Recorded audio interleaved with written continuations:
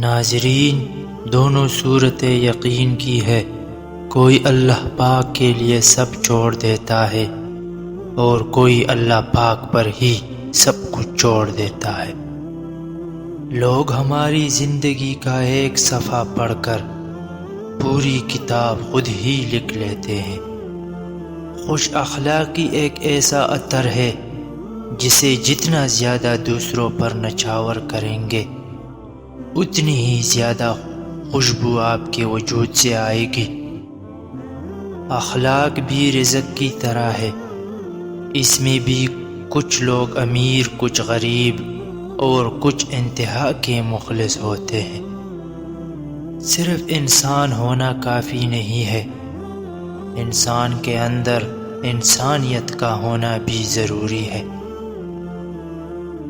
جو انسان اپنی قسمت پر خوش ہے در حقیقت وہی خوش قسمت ہے۔ قیدی ہے سب یہاں، کوئی خوابوں کا ہے اور کوئی خواہشوں کا، خطائے دے کر بھی عطائے کم نہیں کرتا۔ میں اکثر سوچتا ہوں میرا رب مہربان کتنا ہے۔ زندگی میں دو لوگوں پر تبصرہ نہ کرو، ایک جن کو چن لو، دوسرا جن کو چھوڑ دو۔ واسطے پڑے تو کردار کھلتے ہیں، باتوں سے تو ہر شخص پارسا لگتا ہے۔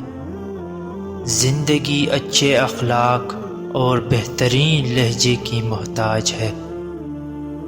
لفظوں کا استعمال حفاظت سے کرنا چاہیے، یہ ہماری پرورش کا بہترین ثبوت ہوتے ہیں۔ آپ کا ظاہر جیسا بھی ہو، آپ کے اندر کا انسان معنی رکھتا ہے۔ بدترین خوشی وہ ہے جو کسی کو دکھ دے کر حاصل ہو۔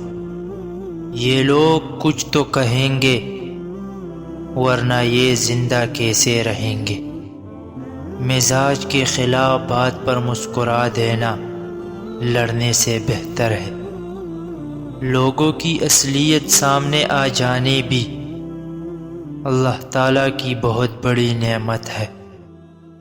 تجھ کو آگے بڑھنا ہے تو اپنے دل کو ہلکا کر لے، بوجھ اٹھا کر چلنے والے اکثر پیچھے رہ جاتے ہیں۔ انسان کی روح کی اصل کیفیت غم ہے، خوشی ایک عارضی چیز ہے۔ کس کس کو راضی کرو گے؟ بس ایک رب کو راضی کر لو، سارے مسئلے حل ہو جائیں گے۔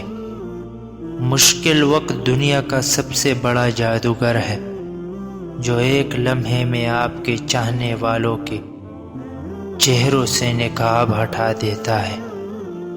اگر نیتوں کا اثر چہروں پہ نظر آنے لگتا تو معاشرے کا ہر فرد نقاب کرنے پر مجبور ہو جاتا۔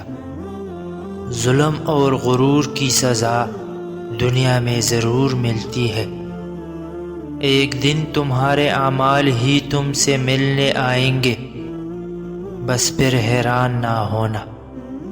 دوسروں کی دنیا کو جہنم بنا کر لوگ سجدوں میں جنت ڈھونڈتے ہیں۔